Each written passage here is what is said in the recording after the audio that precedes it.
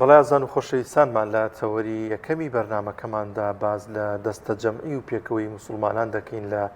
تەواوی کاروبارەکانی ژیاندا تا چەند گرنگە تاکی موسڵمان هاوکار و دەستگیری برا موسڵمانەکەی بێت لە سەرخستنی کارێک لە بەرەو پێشبردننی کارێکدا وها هەمیشە بەردەوام دەستە جەمعی و پێکەوەی ڕۆڵێکی زۆر باشتری گەڕاولەوەی کە گروپ و بە تاکی کار و بەرەو پێشبردنەکان ئەنجام بدرەوە بە تایبەتی تر لە مەسەلانەی کە پێوەستن بەیانی پیرۆزی ئیسلام لەو مەسەلانی کە پێوەستن بە کۆمەلگا لە پرسە زۆر گرنگەکانی و کۆمەلگا حتمما کاریگەرێکی زۆر باشی دەبێت و ڕۆڵێکی باشی دەبێت ئەم پێکەوەیە ئەم دەستە جەمعیە نێوان موسڵمانان و لە ئێستادا کە نزیک دەبینەوە لە هەڵبژاردننی پەرلەمانی کوردستان ئەوەی کە گرنگە پشگیریکردن سەرخستنی تاکی موسڵمانە ئەوانەی کە دەستپاکردنەوەی کە لە ڕابردوودا ڕابردوویەکی پاکیان هەیە دەستە جەمعی و پێکەوەی و پشگیریکردنی موسڵمانان بە شێوازی لە شازەکان لە یەکێک لەم بابەتانە دەرەکەوێت لەم پرسە گرنگە دەرەکەوێت کە ئێمە برا موسڵمانەکانمان سەر بخەین بێنە پێشەوە بۆی کە هەم بۆ کۆمەلگا هەم بۆ خێزانەکان هەم بۆ خودی ئێمەش کە پشگیری دەکەین ڕۆڵێکی باش بگێڕن بۆی بتوانن سەر بکەون بتوانن بێنە پێشەوە بە تایبەتی تر وە گاماژەم پێکرد کە بەرەو هەڵبژاردن دەچین و بۆ خولی پەرلەمانی کوردستان گرنگە ئەو موسڵمانانی کە خۆیان کاندید کرد و ڕابردوویەکی پاکیان هەیە بتوانین ئەوانە بینە پێشەوە ئەوانە بتوانن زیاتر ڕۆڵ بگێڕن لە کۆمەلگادا بۆ ئەم بابەتە گفتوگۆ لەگەڵ میوانەکەمان دەکەین بەڕێز مامۆستا عەبدوڵڵا خوڕخوڕەیی مامۆستای ئاینی مامۆستایان سڵاوی خوا لێبێ سوپاس بۆم دەرفەتە بێمت بەخشین سڵاوی خوا لە جەنابتان و لە هەموو بینەران و بیسەران زۆر سپاس هەڵبەت مامۆستا عەبدوڵڵا بە شازێکی ڕاستەوخۆ لە ڕانیەوە لەگەڵمان دەبێت مامۆستایان دەپرسم مەبەست چیە لە دەستە جەمعی بۆ موسڵمانان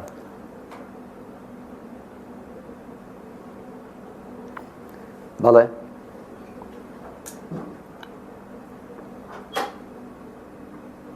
دووبارێکە زەحمەت نەبێت مامۆستایان پرسیاری ئەوم کرد کە مەبەست چیە لە دەستە جەمعی پێکەوەی موسڵمانان یاخود با بڵێن پشتگیریکردنی موسڵمانان بۆ یەکتری لەم بارودۆخی ئێستا لە نێو کۆمەلگای ئێمەدا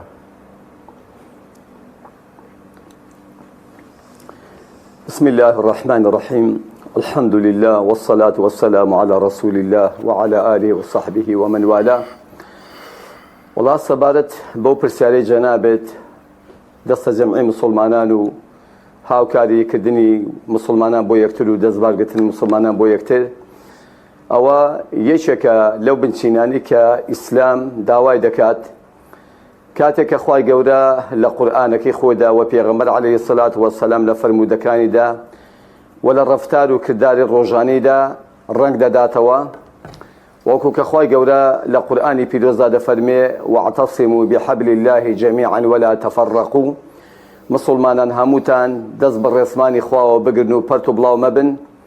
و کاتێک کە دەبینی ئیشەکانی پێغەمبەر عەلەیهی سەلات وەسەلام بە دەستە جەمعی بوون کەمتر وا هەیە کە پێغەمبەری خوا ئیشەکانی بە تاکی ویان بە تاگڕەوی کردبن بەڵکو لە زۆربەی ئیشەکاندا پێغەمبەری خوا لیژنەیەکی بۆ دادەنا کۆمەڵێک چاودێری بۆ دادەنان ئیشوکارەکانی پێغەمبەری خوا بگرە لە نوێژی جەماعەتەوە لە نوێژی جومعەوە لە تەراویحەکانەوە لە مەیدانی جەنگ و جیهادەوە لە لیژنەی زەکات و خێراتەوە لە هەموو بابەتەکاندا بە دەستە جەمعی بوون چونکە پێغەمبەری خوا دەفەرمێ عەلەیهی سەلات وەسەلام ئینەما یەئکل الذئب الغەنەم القاسیە دایمە گورگ ئەو مەڕەی دەخوا کە بە تەنیا دابڕاوە بۆیە وەکو دەبینین هەمیشە کوفر پاڵێک دەدەن بە تایبەتی لەو شوێناندا کە دژاتی مسلمانان دەکەن باشترین نمونەش ئەمەی غەزە بوو کە دەبینی شارێکی وەکو غەزە 2 ملیۆن مسلمان سەرەڕای ئەوەی کە ئیسرائیلیان تێبەردا هەموو کوفری عالەمی بوون بە یەک پارچە دژی مسلمانانی غەزە بۆ ئەوەی کە تەفروتونیانکەن جا ئایا گەر کوفر لەسەر بێباوەڕی پاڵ لە یەکدا مسلمانان چۆن دەبێت لەسەر حەق و ڕاستی پاڵ لە یەکتر نەدەن زۆر باشە بەڵامسا ئێمە ئەبینین کە ئەم سەردەمە سەردەمی تاکایەتەیە واتە هەر تاکێک بۆ خۆی ئەژی و پێی وایە ئیتر پێویستی بە کەسانی دەوروبەری نییە و سەری سەلامەتە و پێویست ناکات بەڵام بۆچی ئاینی ئیسلام هەمیشە جەخت لەسەرەوە کاتەوە کە پێویستە کارەکان بە دەستە جەمعی بێت و گرنگیەکەی لە چیایە بۆ موسڵمانان بە تایبەتیش لەم سەردەمەدا خوای گەورە لە قورئانی پیرۆزدا دەفەرمێ نحن قسمنا بينهم معيشتهم في الحياة الدنيا ورفعنا بعضهم على بعض دەفەرمێ ئێمە ژیانی دنیامان دابەش کردووە بەسەر خەڵکدا و هێندێکان لە هێندێکان لە بوارێکدا بەرزترن. یعنی هەندێک خەڵکی دەیبینی کە زۆر ئازایە و هەندێک خەڵک دەبینی زۆر زانایە و زۆر دانایە. هەندێک خەڵکی دیکە دەبینی کە دەوڵەمەندە، هەندێک خەڵکی دیکە دەبینی بە توانایە، هەندێک خەڵک دەبینی کۆمەڵایەتی، هەندێک خەڵک دەبینی لە سیاسەتدا لە پێشە. بۆیە بە هەموو ئەو بابەتانە مسلمانان وەکو دەستێک کە بە هەموو پەنجەکان دەستێک ڕادەگرن، دەبێت مسلمانان لە هەموو لایەنەکاندا ئەو خەڵکانە تێکەڵاوکەن بۆی کە پشت لێکدەن، بۆی کە هاوکاری یەکتر بکەن و بەهێز بن. هیچ کەسێک ناتوانێت بەتەنیا بێ، کەس بەتەنیا هیچی پێ ناکرێت. تەنها پەنجەیەک هیچی پێ ناکرێت کە کردت بە پێنج چ بەرگەی دەگرێت. بەتایبەتی لەم کاتەدا کە مسلمانان پەرت و بڵاون و مسلمانان مەغدور و مەظلومن، لە هەموو کاتێک زیاتر ئێستا پێویستیمان بەوەیە کە توانای مسلمانان پاڵێکدن و ئەو توانایی کە خوای گەورە بە تاشی مسلمانی بەخشیوە هەموو تواناکان تێکەڵاوکەن، هەموو هێزەکان بخەنە مەنجەڵێکەوە، هەموو هێلکەکان بچنە سەبەتەیەکەوە بۆ ئەوەی کە مسلمانان توانا و تااقەتی خۆیان بناسن. هیچ کەسێک ناتوانێت بەتەنیا ئیشێک بکە و هیچ کەسێک ناتوانێت لە دەوروبەری بێمنەت و بێنیاز بێ. خوای گەورە هەر ئینسان و جۆرە بەهرەیەشی داوەتێ کە زۆر تێدا تۆخە، ڕەنگە ئەو بەهرە لە کەسێکی دیکە لە لاواز بێ و کەسەکەی دیکە بەهرەیەشی تێدا تۆخە ڕەنگە لە لای من لاواز بێ. بۆیە ئێمە کەسمان زیاد نین و هەمومان پێویستیمان بە یەکترە و هەمومان دەبێ بەو توانا و تاقەی کە خوای گەورە لە تاکدا دروستی کردووە بیکەین بە دەستەیەک و بە کۆمەڵەیەک و بە جەماعەتێکی ڕێک و پێک بۆ ئەوەی کە بە هەموو هێز و توانایەکان هێزێکی بە قووەتی لێ دروست بێ. بەڵێ مامۆستا، بینە سەر کۆمەڵگای کوردەواری لە ڕابردووە لە ئێستاشدا تا چەند پێکەوەی تا چەند هاوکاری لە نێوان مسلماناندا هەبووە بە تایبەتی تر ئەم سەردەمە تا چەند پێویستە هەمیشە بەردەوام لە هەموو بارودۆخێکدا مسلمانان پشتگیری و پشتیوانی یەکتر بن لە هەموو ئەو کایانی کە دێنە پێشەوە. کۆمەڵگای کوردەواری کە ئەلحەمدولیلا کۆمەڵگایە کە بە دوو سیفەتان زۆر ناسراوە، یەکەم بە مسلمان بوونی، دووهەم بە ڕەسەم بوونی. یعنی ئەگەر بگەڕێنەوە تۆزێ بۆ مێژوو بۆ دواوە دەبینی کاتی خۆی لە لادێکانی کوردستاندا هێزی هەرەوەزی هەبوو. یعنی کەسێک کە خانووی دەکرد، کەسێک کە زەوی دەچێڵا، کەسێک کە کشت و کاڵی دەکرد، کەسێک کە ئاژەڵداری دەکرد، کەسێک بەتەنێ نەیدەکرد، هەموو بە هەرەوەز لە ئاوەدانیدا دەیان کرد. ئەمڕۆ ئیمن بوو سبەینی ئیتۆ بوو. بە هێزێکی هەرەوەزی هیچ کەسێک لە لایەدیەکەدا لە گوندەکەدا کرێکارێکی بەکرێ نەدەگرت، هەمووی هاوکاری و یارمەتی یەکتر دەدا کە خوای گەورە داوامە لێ دەکە وتعاونوا على البر والتقوى ولا تعاونوا على الإثم والعدوان. خوای گەورە دەفەرمێ لەسەر ئیشی چاکە و چاکەکاری و ئیشی خێر و باش یارمەتی یەکتر دنەوە پشتیوانی یەکترکەن، بەڵام لەسەر ئیشە خەراپ و ناشەرعیەکان پشتیوانی لە کەس مەکەن و یارمەتی کەس مەدەن. جا بۆیە بەڕاستی لە کۆمەڵگای کوردەواریدا ئەمڕۆ لە هەموو کاتێ زیاتر ئێمە پێویستیمان بەوەیە کە هاوکاری یەکتر بین، بە تایبەتی مسلمانان، بە تایبەتی ئەوانەی کە لە دەوری چرای ئیسلام کۆبوونەوە، بە تایبەتی ئەوانەی کە قەناعەتمان وایە کە ئیسلام چارەسەرە، کە ڕێژوونەتی سونەتی پێغەمبەری عەلەیهی سەلات وەسەلام هەتوانە و دەرمانە. لە هەموو کاتێ زیاتر ئێستا دەبێ مسلمانانی کوردستان ئاگامان لە یەکتر بێ و پشتی یەکتر بگرن و یارمەتی یەکتر بدەین و هاوکاری یەکتر بدەین لەبەروی ئامانجی هەمووانمان یەکە، ئامانجی مسلمانان یەکە. مسلمانان یەک خوامان هەیە، یەک پێغەمبەرمان هەیە عەلەیهی سەلات وەسەلام، یەک ئیسلاممان هەیە، یەک قورئانمان هەیە، یەک قیبلەی پیرۆزمان هەیە، یەک ئاوات و ئامانجمان هەیە، یەک مەبەستمان هەیە کە ڕەزامەندی خوای گەورە و بەهەشتی بەرینە. مامۆستا، شێواز و میکانیزمی کاری پێکەوەی چۆنە بۆ ئەوی کە بەرهەمێکی هەبێت و جێدەست بەجێ بهێڵێ لە هەر کارێکە لە هەر کایەکە کە بە گروپین بە دەسەجەی کار ئەکرێت؟ کاری پێکەوەی بێگومان لە کۆن و تازەدا، لە قەدیم و لە ئێستادا بەرهەم و ئەنجام و شوێنەواری خۆی هەبووە. یعنی کاتێک کە تۆ دەبینی پێغەمبەر عەلەیهی سەلات وەسەلام لەگەڵ هاوانە لە شاری مەککەدا لەبەروەی کە هێزێکی لاواز بوون، لەبەروی هێزێکی زۆر بەهێز نەبووبوون، زۆر فراوان نەبووبوون، کەمتر وا هەبوو کە مسلمانان لە شاری مەککەدا کیانێکیان هەبێ و دەسەڵاتێکیان هەبێ و توانایەکیان هەبێ. زیاتر دەسەڵاتەکان لەژێر دەسەڵاتی ئەبوو جەهل و ئەبوو لەهەب و ئەبوو سوفیان و ئەمانەدا بوو. بەڵام دەبینی کاتێک کە پێغەمبەری خوا عەلەیهی سەلات وەسەلام دەچێ بۆ مەدینە و لەوێ مسلمانان فراوان دەبن و بنکەیەکی جەماوەری فراوان دروست دەکەن، دەبینی پێغەمبەری خوا عەلەیهی سەلات وەسەلام لە شاری مەدینە دەوڵەتی ئیسلامی مەدەنی دادەنێ وكاتك ئەو دەوڵەتە دانایی یەکەم خۆیان لە سێبەری حەسانەوە دووەم خەڵکی غەیری مسلمانان لە سێبەریدا حەسانەوە بۆیە لە هەموو کاتێکدا کاری بەدەستە جەمعی ئەنجام و پەرێز و شوێنەواری باشی خۆی هەیە و پێغەمبەر عەلەیهی سەلات وەسەلام پێمان دەفەرمێ وكونوا عباد الله إخوانا هموتان بندي خوابن وبرابن وتبا وربابن لخوا پرستيدا للربازة كمان دا بندي خوابن قدن كشي خوابن ملكشي خوابن وهروها لإيشو كار دنيا كان دا برابن وتبابن والربابن لبروي براسي مسلمانان لكاتي داك هتاكو دا صلاة هابو هتا خلافة إسلامي هابو هتا خلافة إسلامي هلنا وشابوا مسلمانات رأسر أمزويبون بيزقل لوي كسود وقازانجو برهميان بۆ خۆیان هەبوو خەڵکی جوولەکە و مەسیحی و دووڕوو هەموو چین و توێژەکان لەژێر دەوڵەتی ئیسلامیدا حەساب بوون و زوڵمیان لێ نەدەکرا لەو ڕۆژەیەوە مسلمانان بێناز بوون کە کیانێکیان نەما کە سێبەرێکیان نەما لەو ڕۆژەیەوە مسلمانان پەرتەوازە و لاواز بوون کە دەسەڵاتیان نەما بۆیە دەبێ هەموو تاکێشی مسلمانی کورد بەتابەتی لە کوردستانی باشووری ئێستادا هەوڵی ئەوەی دن کە مسلمانە یەک پارچە بن و مسلمانە یەک دڵ بن یەک هێز بن یەک پێز بن یەک ڕێز بن لەبەرەوەی مسلمانان وەکو چەت دێگوان سێبەر دەتوان سێبەرکەن بۆ خۆیان و بۆ هەموو دەوروبەرەکەیان بێگومان ماوەسەیان لە ئێستادا پرسێکی گرنگ لە بەردەمماندایە ئەویش پرسی هەڵبژاردنەوە پەرلەمانی کورساندا پەرلەمانی کورسانە خولی داوەتی پەرلەمانی کورسان و تا چەند گرنگە تاکی مسلمان ئەوانەی کە ڕوو لە خوانەوانەی کە ئەهلی مزگەوتن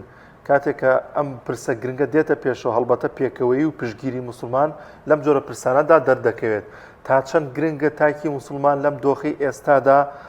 پشگیری برا مسلمانەکەی بکات دەزانێت کە بۆ نمونە کاندیدێکی دەستپاکە ڕابردوویەکی زۆر باشی هەیە پشگیری بکات بۆی کە سەری بخات و بچێتە ئەو شوێنەوە دواتر لەوێ ئەم کەسە دەستپاکە ئەم کەسە کە لە ڕابردوودا ڕۆڵێکی باشی هەبووە بۆ کۆمەلگا دەتوانێت خزمەت بە کۆمەلگا بکە خزمەت بە ئاینی پرۆزی ئیسلام بکە تا چەند گرنگە لەم دۆخەی ئێستادا پشگیری مسلمانان و دەستەجەمعی مسلمانان بۆ سەرخستنی برا مسلمانەکانیان بەڕاستی ئێمە دوو ژیانمان لە پێشە یەکەم ئەم ژیانی کە ئێستا تێدا دەژین و ژیانی دووهەم کە بریتیە لە ژیانی قەبر و قیامەت و زیندووبوونەوە و محاسبە و لێپرسینەوە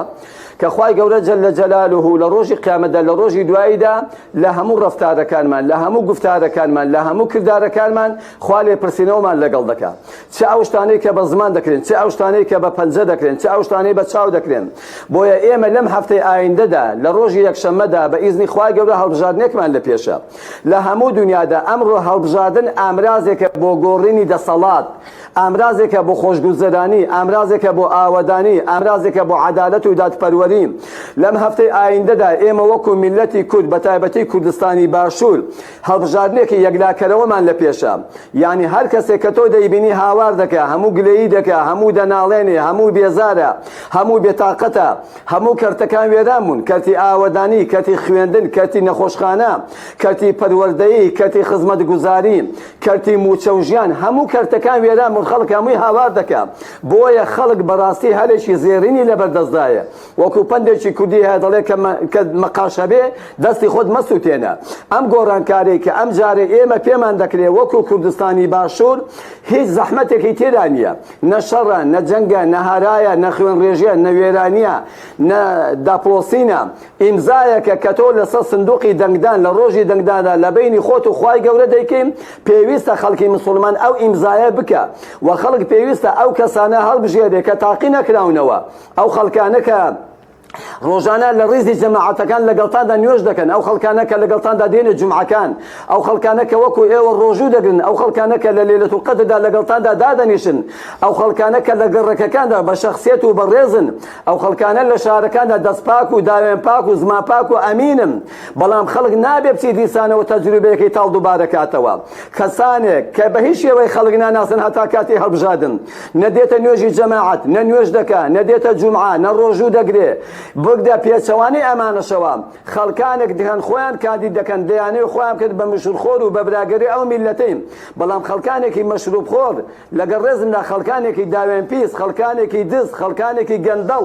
خەڵکانێکی بێبەزەیم خەڵکانێک کە پێیان شەرمە تێکەڵاوی خەڵک بن خەڵکانێک کە دەرگا لە کەس ناکەنەوە هەتاکو مانجی هەڵبژاردن بۆیە مەسئولیەتێکی دنیایە لەسەر شانمان هەر کەسێ دەیەوێ پاشە ڕۆژی منداڵەکانی ڕووناک بێ و ئەم کوردستانە بەرەو ئاوەدانی بچێ و خزمەتگوزاری پەرە بستێنێ و بەحەسێنەوە و بەحەوێنەوە و پشوویەک دەین و هەناسەیەکی خۆش هەڵمژین بۆ دنیامان و هەروەها بۆ ڕەزامەندی بۆ قیامەتمان چونکە ئەو ئیمزایی کە تۆ دەیکەی یان لە قیامەتدا پاداشی لەسەر وەردەگری ئەگەر دەنگ بێ بە خەڵکانی چاک و مسلمان و پاک و دەست بەدەستێژ و ئەهلی قورئان یان لە قیامەتدا سزای لەسەر وەردەگرین کاتێک کە تۆ پاڵپشتی ئینسانی زاڵم و بێدین و خوانەناس و بێباوەڕ دەکەی. مامۆستا باست لە هەندێک لەوە کرد کە چۆن پشتگیری یەکتری بکەین بەڵام هۆکارەکەچێ لە ئێستادا زۆرێک لە مسلمانان پشتگیری یەکتر ناکەن ئایا ئەمە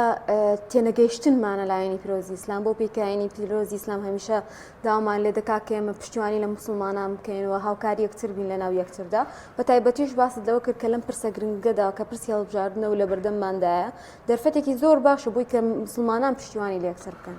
ئەمە وەسە بە شاز لە شازەکان هەندێک لە مسلمان هەندێک جار گلەیی ئەوە دەکات بۆ نمونە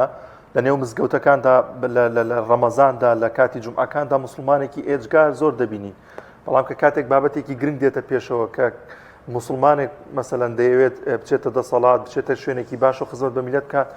ئەم خەڵکە مسلمانە ئەم خەڵکە دیندارە ینی زۆر بەکەمی پشتگیری سەرخستنی ئەم کەسە دەکەن وە گاوکارم ئاماژێ پێکرد ئەنی ئەمە بۆچی ئەگەڕێتەوە بۆچی لە کۆمەلگای مەدام شێوازە هەیە تا چەند گرنگە لەم ڕوانگەیەشەوە تاکی مسلمان تێگەشتوو بێت و لە دین تێبگات.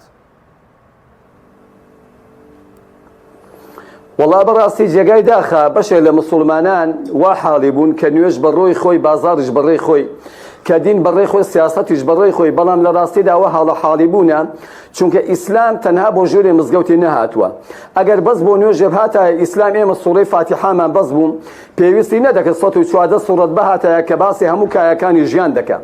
ئەمە بەشێکی دەگەڕێتەوە بۆ نەحاڵیبوونی مسلمانان ئەو مسلمانانی کە پێیان وایە ئیسلام تەنها نوێژ و ڕۆژوە بەڵام کە هاتێ دەرێ چی دەکەی بیکە نەخێر بەڵکو ئیسلام ئەوەندی باسی ئەخلاق و ڕەوشت و ژیان و